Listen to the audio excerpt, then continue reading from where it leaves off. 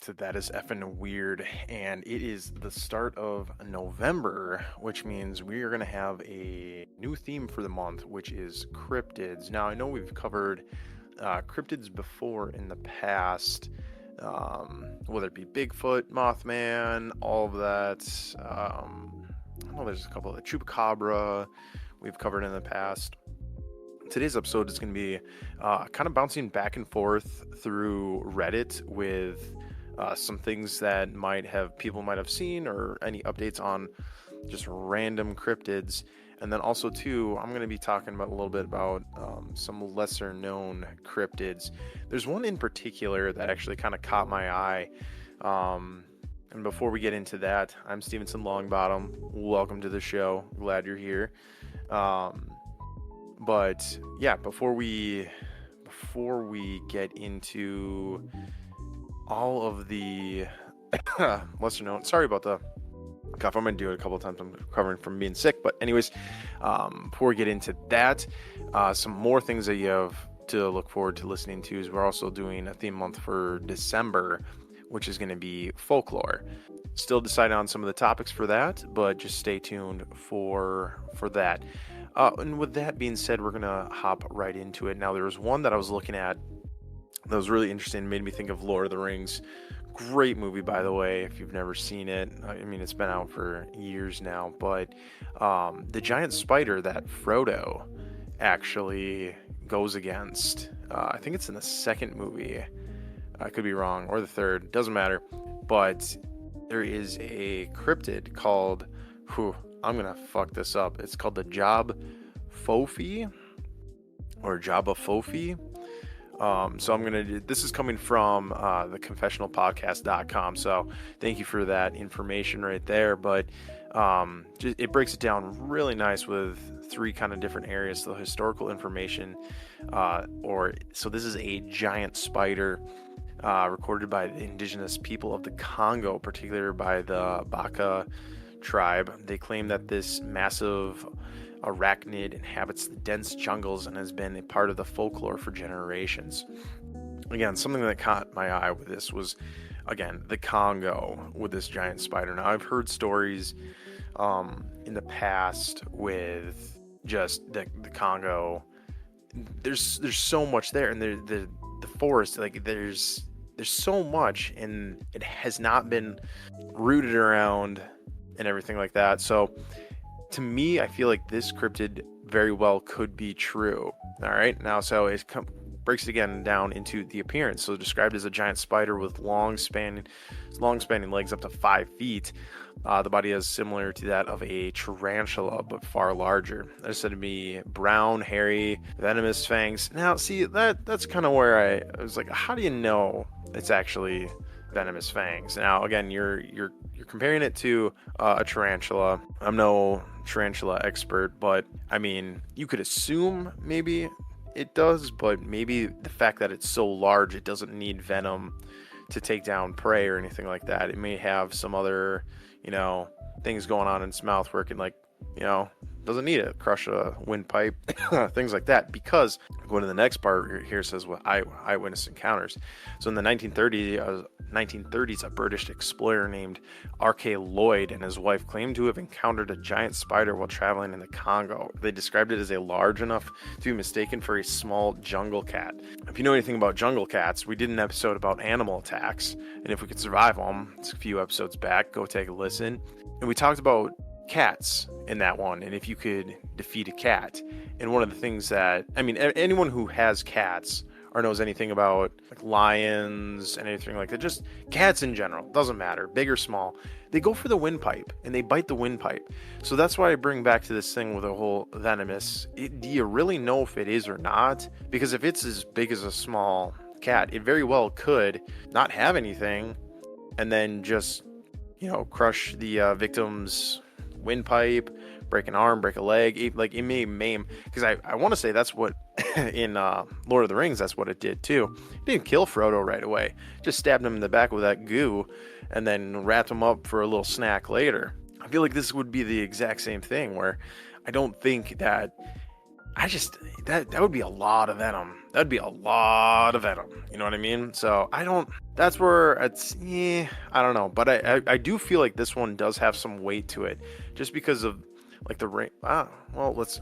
I'm gonna sound like a real idiot right now. Is the Congo the same as the rainforest? The Congo rainforest is indeed a significant part of the rainforest ecosystem. It is the second largest rainforest in the world, covering approximately 300 million hectares. Hectares? I don't know what a hectare is, but it's 3 million of them, so it's got to be big, right? Spanning across 6 countries in Central Africa, including the Dominican Republic of the Congo, Republic of Congo, and Cameroon. The Congo rainforest plays a crucial role in regulating the climate and home to a vast array of biodiversity, making it a vital ecosystem to the planet. So again, the Congo rainforest is huge. Oh, okay, so it goes down here. It's 2 million kilometers, or 500 million acres across 6 countries. So it's a pretty big backyard, you know what I mean? So that's why I feel like with this one, you don't know if this one truly is real or not, but I feel like it very well could be. Now, I feel like kind of stepping away right now, but if Bigfoot is going to exist anywhere or, hide out anywhere, I feel like this would be the place to go. Although I don't know if there's any Bigfoot sightings in the Congo. Let me look at that real quick. Are there any Bigfoot sightings within the Congo? Now, again, all of this is coming straight from like Google and just like the first little thing, so I'd have to look more into it. Let's see here. It doesn't really. It seems like the Bigfoot is more of a North American sighting. I know there's some stuff in Russia. I know like they have their like the Yeti. There's different stuff across different countries. So I don't know if Bigfoot. Okay, so it's called BFRO.net. So Bigfoot Field Research Organization. I'm gonna take a look into this real quick. Yep, it just has North America. It doesn't have. Well, it has Canada. International reports, Australia, China, Indonesia, Malaysia, Russia, other countries. Let's take a look to see at other countries. It doesn't. So there's one in Afghanistan, Himalayas. Yeah, so I feel like Bigfoot is one of those creatures that's just North America. It's in a colder climate, I should say, like that. It doesn't like to hang around in the heat, although there's 346 sightings within Florida, and that's pretty hot. But I feel like they have, I think, what is it called? The stink ape down in Florida. There's some in Georgia. But if you look at the numbers for like California, 466. What's another cold state we got here? Michigan, 226 compared to a colder state. Let's see here, like Texas. Oh, geez, Texas has a lot too. All right, so I feel like it could be something. That's kind of weird. Okay, well, look at that heavy hitter. Washington, 730 sightings compared to like New Mexico, 44. So I don't know. It's hard to say or to track where Bigfoot actually is, but this is not a Bigfoot discussion. If you want to go check out more about Bigfoot and some of these sightings and where they are in the States, definitely go to bfro.net. Take a look at some of that stuff. As far as just a quick little search to see if Bigfoot would hang out in the Congo, I'm not seeing it. Although I feel like, maybe the reason why is because there's probably a lot of primates down there. So even if, again, that would be a really good place to go, because then you'd get cloaked. But we're not here to talk about Bigfoot per se. We're here to talk about the J'ba Fofi, which is the giant spider. We're gonna get on to some other cryptids as well. There was another one that caught my eye. Speaking of Congo and everything, and it's this one's gonna be hard for me to pronounce. Nguma-Monene. I know I'm fucking that up, but with that one. This one's kind of interesting because this might explain. There's another encounter from a pilot that possibly saw this. I'll read a little bit about it and then we can talk about it. So The name of that cryptid is a cryptid reported to inhabit the remote rivers of the Republic of the Congo. Again, the Congo one. I bring this up because I feel like there's so much that could be in there. Who's to say that this is not real? So the name actually translates to large python. Now this, again, when it comes to cryptids, I feel like this is something that is always kind of tough, because there are, when it comes to like animal sounds and just seeing like just a little bit of it in a river or a lake, and it's like, oh, that's, and there's stories behind it, or like that lake with like maybe there being a cryptid. So like take Nessie for instance, where it's like, okay, there could be a large fish, because there's, I've talked about this before, it's a pike. I think it's the northern pike. Yes, the northern pike. Let's see here. Let's see if there's a giant northern pike. Okay, regardless, northern pikes, they are huge fish, right? If you go into images, you can just take a look. They are ginormous. And this is what I mean with, like, if someone were to see this swim close to the surface of the water or splash around, they could quickly mistaken this as something else. So wrapping this back all together, large python, it very well could have just been a giant snake that everyone has seen. And again, it's the Congo. It's a buffet of food for like all these creatures. So who's to say that it just wasn't found a sweet spot to munch on some stuff? Who's to say that, again, it didn't find like a good little pocket, a nest where it could just sit there, feed, grow, keep on doing this? And snakes live for a really long time. So if they weren't disturbed, or the snake wasn't disturbed, and it was just sitting there munching, this was first brought to the attention of the Western cryptozoologists in the mid 20th century through reports from missionaries and local tribes. So that's kind of interesting too, is that not only is this a tribal legend, or like something that's folklore within them, but it's also missionaries have reported this as well. So the appearance, let's talk about that. Described as a massive serpent creature, said to be around 30 to 50 feet long, with a body resembling that of a crocodile or a large monitor lizard. It is reported it has a long, powerful tail and a distinct dorsal ridge or fin running along its back. So like that again it's kind of weird, because it has a very distinct look with this website, theconfessionalpodcast.com, does a great job with the pictures and everything. Again, is this truly accurate to what it looks like? I don't know, but I feel like the way that they're describing it matches the picture off to the right, and I feel like this would be hard to describe, or like hard to mistake as a snake. But again, is it one of those things where like a reflection of water? Does it just have some sticks on it?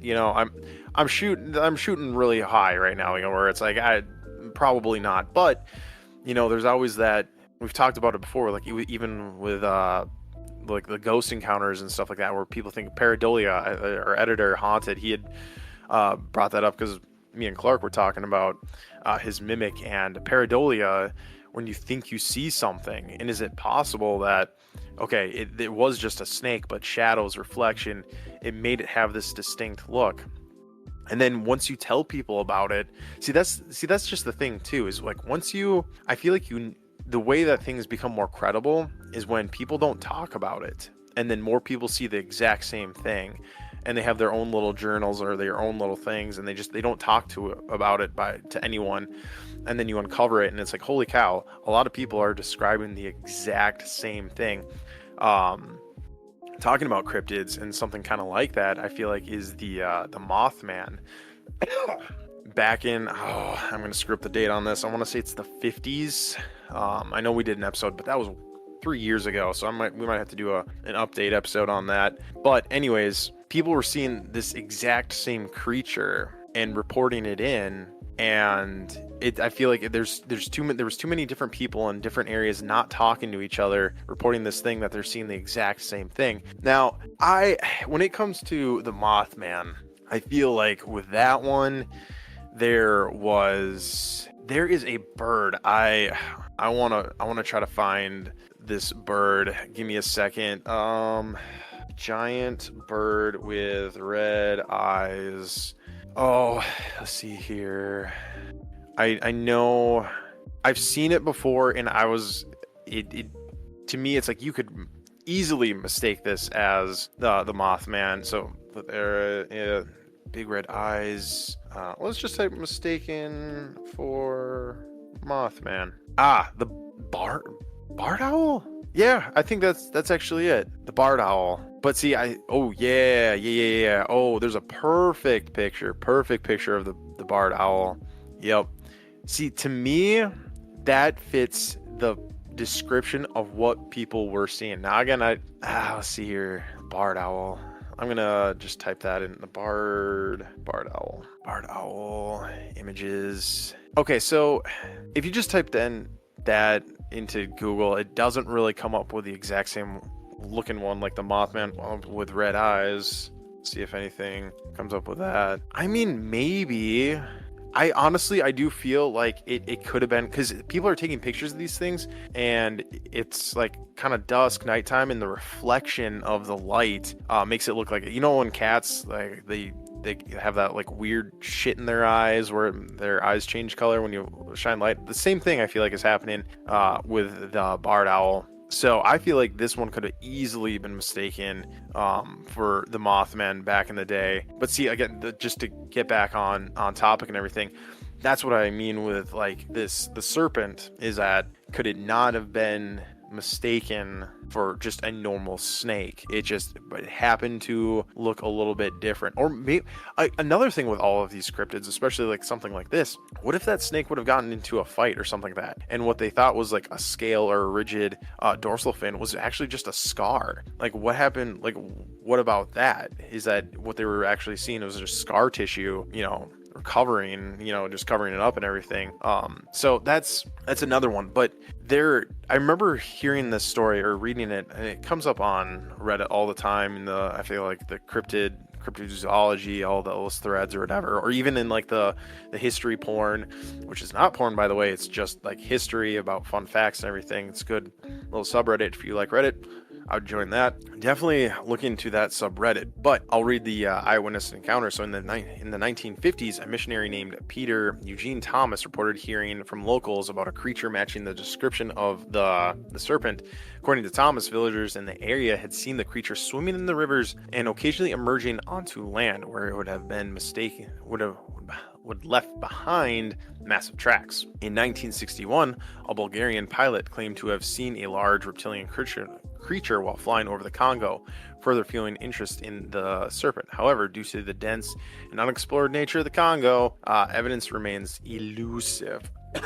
So again, there was that pilot that was flying over the Congo that was taking pictures of shit, and he snapped this picture of this huge snake. And it's really hard to, we'll see if I can actually give you guys the correct information. Giant Congo snake picture from we'll call it the 1960s. Yep, right there. Perfect, cool. The giant Congo snake mystery. I think there's a little article on it. So the picture above was taken in 1959 by a Bulgarian helicopter pilot, Colonel Remy Van something, while on patrol over the Congo. The snake he saw measured approximately 50 feet in length, dark brown green with white belly. It has a triangle-shaped jaw and a head about 3 feet by 2 feet in size. The photo was later analyzed and verified to be genuine. That is okay. I mean, I don't know too much about that story, but if you literally type in the giant Congo snake mystery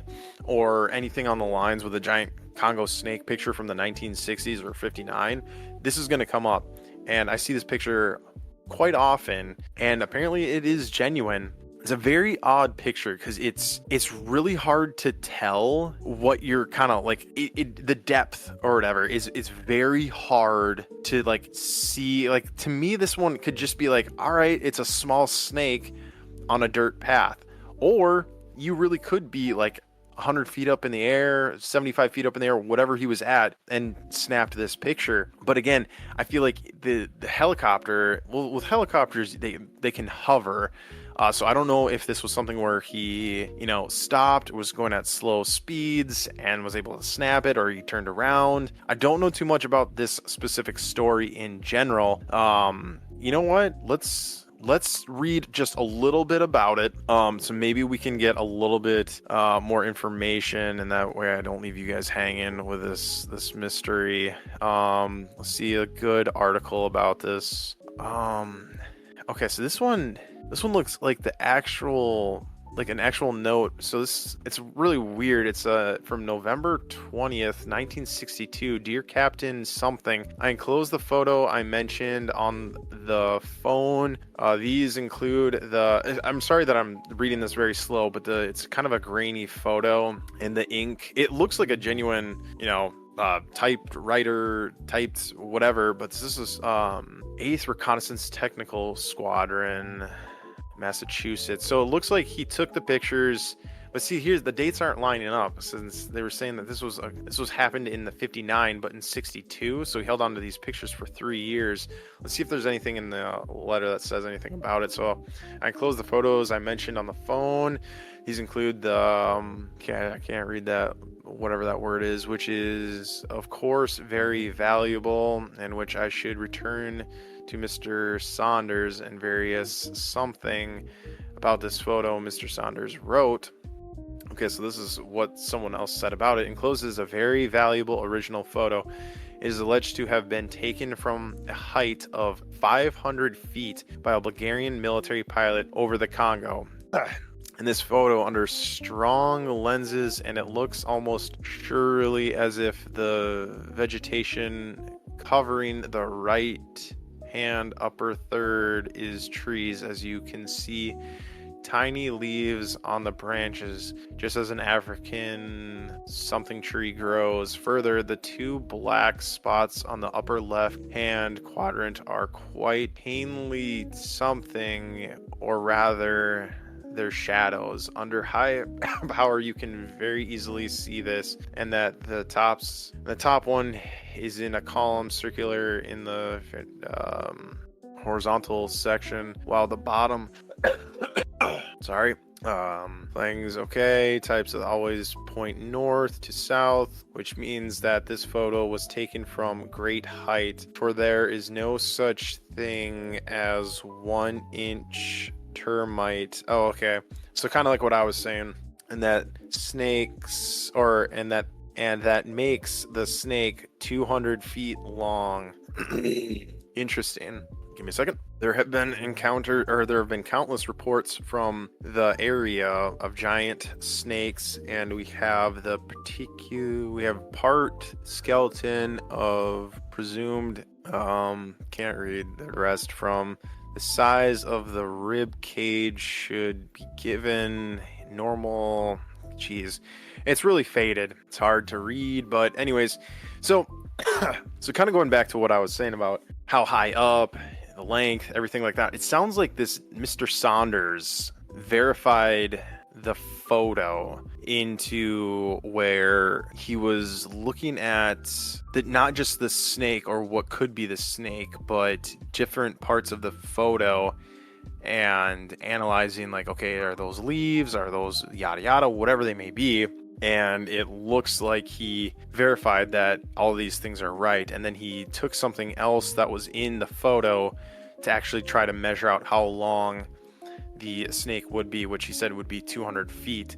So that's pretty astonishing. That's pretty cool. That's cool that I don't think I ever looked too much into this, but that's really cool about as far as like how he verified the photo and everything.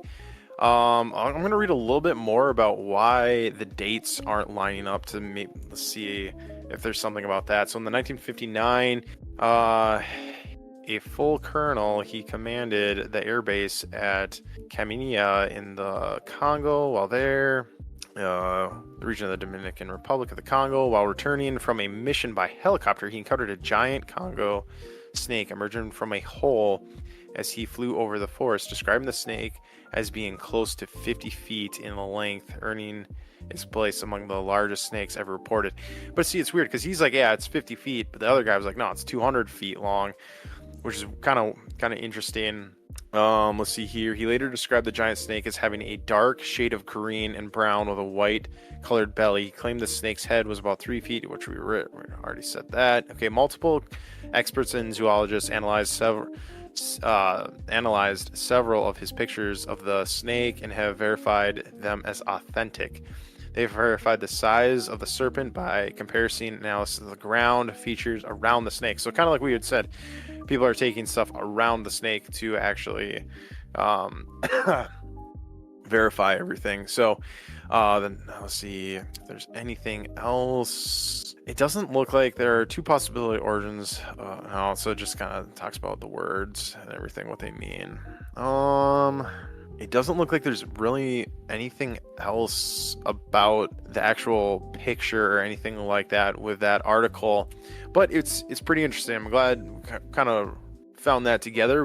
So now you know a little bit more. Again, coming back to all of this with the lesser known cryptids, I feel like these two specific ones, the giant snake and this one, I feel like can be written off as like, okay, they are legends, and I guess cryptids are legends in their own kind of weird way. But I feel like when it comes to cryptids, I feel like things like Bigfoot, Mothman, Chupacabra, okay, maybe not so much the Chupacabra, Jersey Devil, things on the lines of like that, which are a little bit more out there, fall into the realms of cryptids, where these are just mistaken identities. I'm not discrediting anybody when they say they've seen something or whatever, because I was never there. Like you think you saw something, okay, you saw something.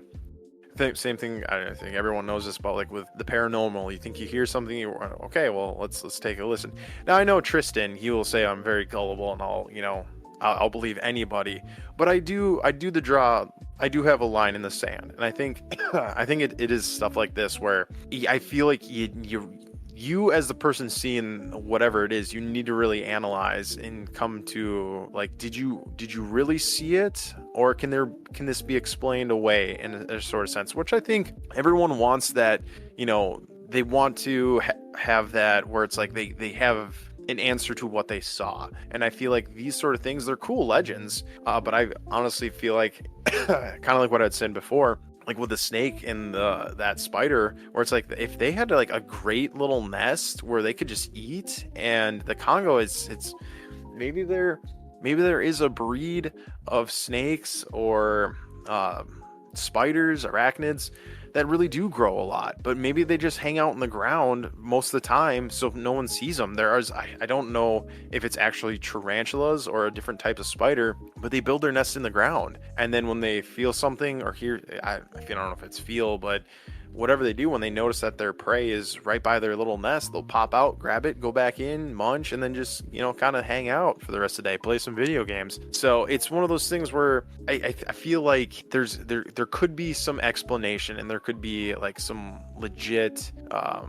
reason as to why these things are as big as they are, but they don't necessarily fall as cryptid. Now, any diehard cryptid fan, I don't know if they're on the same playing field as that, because I have heard or I've seen like posts where it's like, okay, that's not a cryptid, that's just something large. So again, like the pike, the northern pike or whatever, it's not a cryptid and everything like that. I think these things fall into their own categories. I think you can really whittle it down into, okay, is it just folklore? Is it just a legend? Is it a cryptid? Like, I think it has its own brackets. I think a lot of people, when they think, or they're talking about these mysterious creatures, they just throw the name cryptid onto it. So I would say that these are more of like local legends and not so much a cryptid. Because let's actually look up the definition of what a cryptid are creatures whose existence is suggested but not scientifically proven. Okay, well, fuck me. So I think then these do probably count as cryptids, creatures whose existence is suggested but not scientifically proven. Well, let's actually see like definition. Okay, an animal whose existence or survival is disputed or under-substantiated, such as the Yeti or Bigfoot. Some are speculating that the figure in the videos is some sort of new unknown cryptid. So I might have just, I'm gonna stand by what I said. I think this is just a local legend. Like, I understand what the definition is. I get it. An animal whose existence is disputed or unsubstantiated. All right. Okay, maybe they are cryptids. Okay, maybe they fall into the definition of cryptid, but I still think that it's more of a local legend than an actual thing. Because then if you say that, then you can make up any name and any creature and toss it in here. And I think that's where I think we need to look at the definition of cryptid. I think it needs to have another like layer of cheese on that, where it's just like, it has a legend associated with it, or there's something else, an animal whose existence or survival is disputed, or unsubstantiated. Because that's it. I feel like it needs something else. It's like when you're having like fried rice or something like that, and it's just fried rice, and it's like it's missing something, and then you toss an egg roll, and then it's like, okay, now it's complete. I feel like this cryptid definition is missing its egg roll. You know what I mean? So I don't know. I think that these two so-called unknown cryptids can be explained away. I think that they possibly do exist. I think there's more of a yes, they do exist.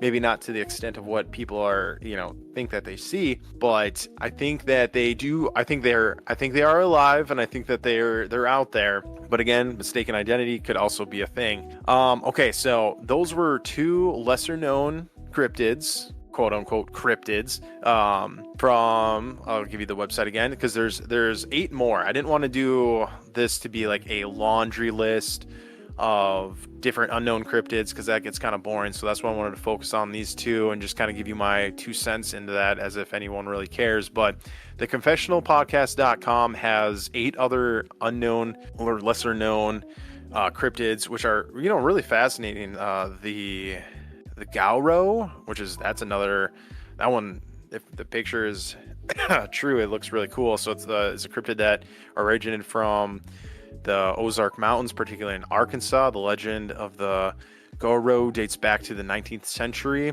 when stories began circulating about a fearsome creature lurking in the region's caves and swamps. The name Gauro is believed to come from the growling sound the creature makes, which has been reported by those who claim to have encountered it. So let's see here. The eyewitness accounts. So in the 1800s, a story emerged about a group of men who supposedly hunted and killed a Gauro in Arkansas. According to the tale, the creature was discovered in a cave where it had been terrorizing local livestock.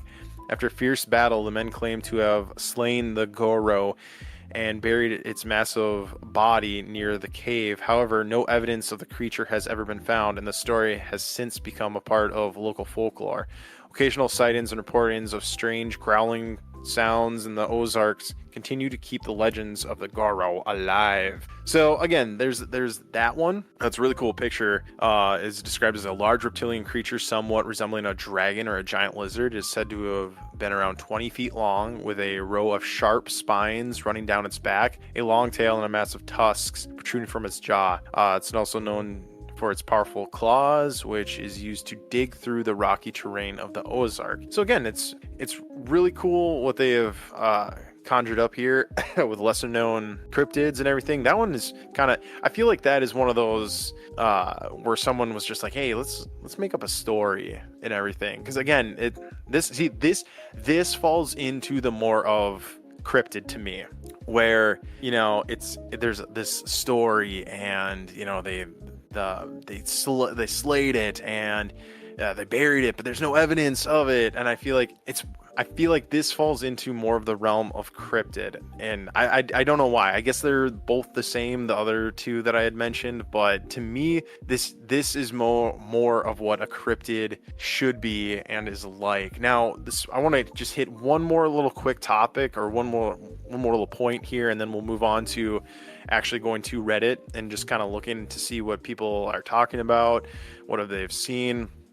But with this one is specifically when it says occasionally sightings and reports of strange growling sounds in the Ozarks continue to keep the legend of the Gauro alive. Now, if you go onto YouTube, or if you just type in odd animal sounds that like don't match what they are, there is so many different animals that make very odd sounds that I've never heard of. I wish I've said this before. I wish I would have learned this stuff in high school. Like, and just like growing up, because I'm sure I'd be, you know, a veterinarian right now, or, you know, dealing with stuff like this, because this really piques my interest. But, you know, they don't talk about that stuff. Doesn't matter. But the sound thing is what I'm getting at, is that I feel like there's a lot of animals out there that make just make odd sounds. And when you're walking around and you've never heard that sound before coming from, you know, a deer or a bird, it's very, you know, chilling, and you try to reason what you might have heard.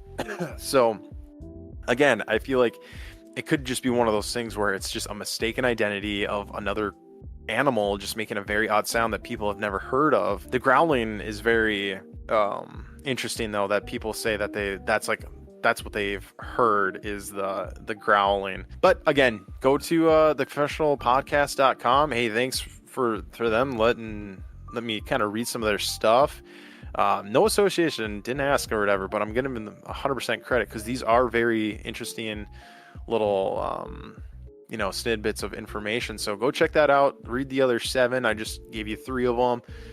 Good stuff for the cryptids. Now let's switch gears. Let's actually go over to Reddit. So I'm going to be in the cryptozoology subreddit to start with. I'm just going to take a look at some of this stuff. Now it says Lake Chaplin's Champai. I have no idea what any of those words mean except for lake. But to me, this first one, it just looks like a seal. Again, mistaken identity. I feel like that one can be very easily written off. Let's see here. Again, the old comic from the hot spur shown in L something hybrid attacking a whaling depot in Chile. Interesting. See, this is very, I like this one. I really do. This is from Scuba Snake 2077. Great video that they just shared. Saying, I wonder how many cryptids are just deformed, disabled members of a known species. There's a black bear on its hind legs, but it's missing its arms, and it's a great little kind of snippet, because it doesn't, like, besides the head, it doesn't look like a bear. And if you were to see this at night, or like, because the way that it's getting around is by walking on its hind legs, and it walks very weird. It doesn't, obviously it can't like walk like a normal bear using all 4, so it has to use its hind legs, and bears aren't designed to do that. So again, this is, I feel like, a really good video, kind of not disproving, but again, giving some, like, the answer that people are seeking, where it's like, I know I saw something, and I feel like this could be that answer, or help people kind of reason about what they might have saw. This, I feel like, is a good video. I want to see what some of the people are saying in the comments section, specifically about this video. Someone needs to tell it about the Second Amendment. Jeez, okay. This is all right. Let's see. Okay. I low-key feel bad for the bear, though. And then, I mean, he seems to be doing somewhat well, which is true. Yeah, it looks big and healthy, which would imply that it's getting along just fine, judging by the way it moves and those stumps looking well healed. Whatever happened is likely already, it's been years in the past, and simply found a way to get by, and it seems to be working, which is true. It does look like a healthy bear. It doesn't look like it's struggling, and it very well could have maybe been, I don't want to say born this way, because I feel like with animals, if there's like, they'll either die when they're young, or like the mom or dad or whatever of the animal won't care for it because it knows that it's deformed and it doesn't have a shot of living. I think there's cranes that actually do that with their young ones when they're still in the nest. They'll find the weakest one and just yeet it out of the nest. I saw a video about that not too long ago. Let's see if there's anything else kind of substantial in the comment section. Like 70% of them are just a common animal with mange. Okay, the chupacabra is one of the few cryptids I'm 100% convinced are not real. The original is super fake and based on suspicious species of all things. It doesn't really, no one's really talking much about. Okay, So yeah, again, really good video. I'm gonna share this video, copy the link. I'm going to toss this into our Discord chat. We posted a lot of things in there. So if you would like to see maybe this, or you would like to, just be a part of the discussion, definitely hit up our Discord. You can find the link to our Discord through Podbean. You just go, Podbean, that's something weird. It'll take you to our home channel. Go to the very top, and there should be a Discord link. I do have to approve everyone that comes into the server. So if you do want to take a look or come on in there, stand by. I'm on there daily, so it shouldn't take too long to get you in. If you don't have Discord or don't know what it is, it's a free app. It's just a way that we record and just talk about weird things across the internet. So go ahead and join that. It's pretty fun. We have a good time. And even if you do join, you can even come in and talk with me. I'm here by myself. So if you see me, you can join in on the conversation. It's pretty fun.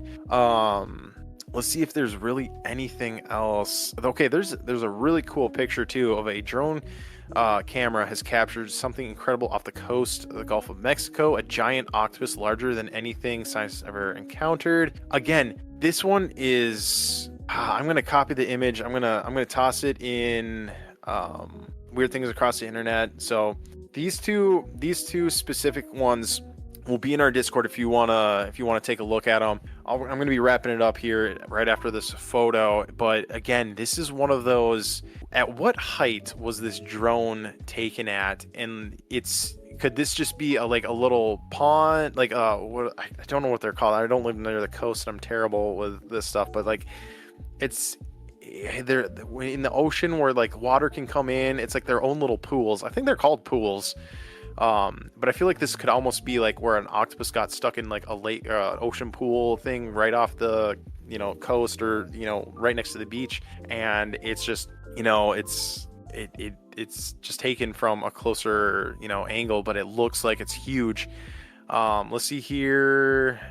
Even the person put in here, has anyone seen this so-called eclipse octopus? And it has skepticism right there. Let's see what some of the comments say, because I bet you they're going to have some with not a single even brief report outside of a non-scientific Instagram account. Okay, so yeah, it was taken from an Instagram account, so it doesn't look. This octopus looks to have 11 or so tentacles. Instagram is very poor source for news.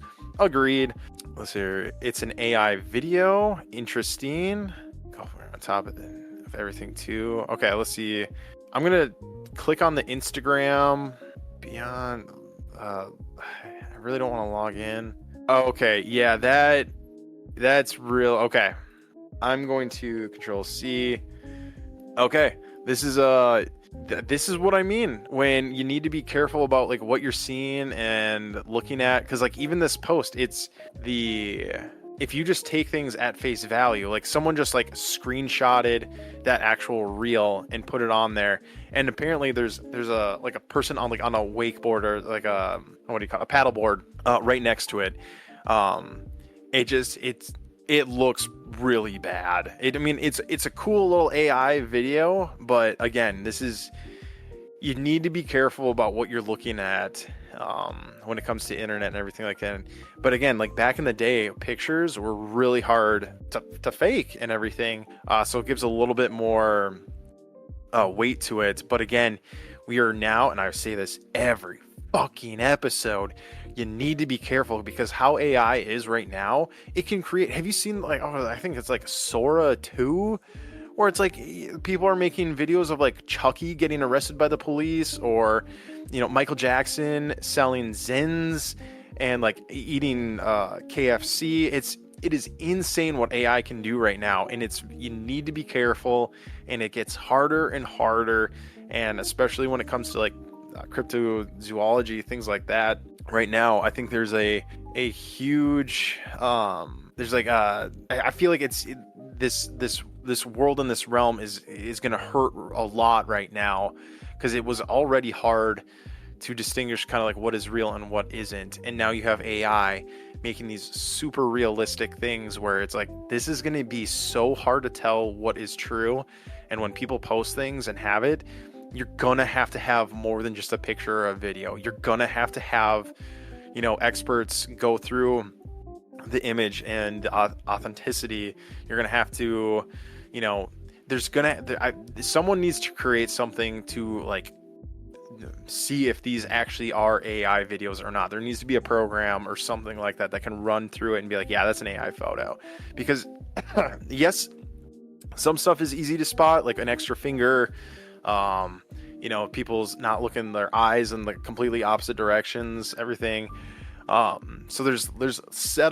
I do feel like there are subtle things that you can pick out with AI photos and videos that make it so you can, you know, yes, it is fake. But when people just take like a snapshot like this, like shit, I thought that was a real octopus. But once you watch the reel, it's like, nope, that thing isn't even moving. It's just sitting there, and there's a person on a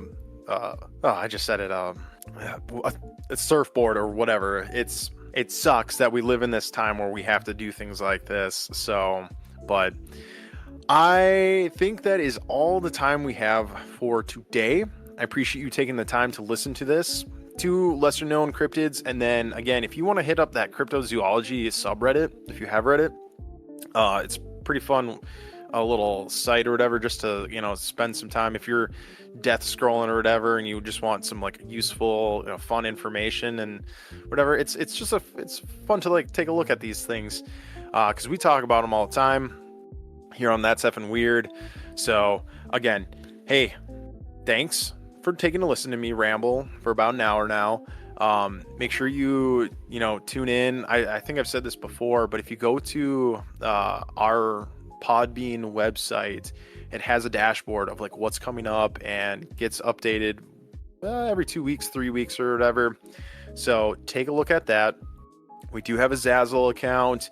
We do have our social medias. I think we don't have Twitter anymore just because it got banned for whatever reason.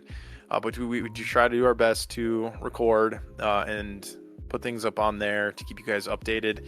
And then also too, just as a reminder, we have the end of the month fish bowls. So if you haven't seen too many fish bowls on our actual episode list, it's because we've moved that to the YouTube end of the month stuff. And we might do some more video watch alongs for Halloween. We did the Brain That Wouldn't Die. That was an awesome movie. I had heard about it and wanted to watch for a really long time. So yeah, it's pretty fun. Go take a look at all that stuff, and just remember, we don't stuff that's normal.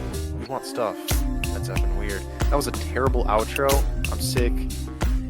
I'll try better next time.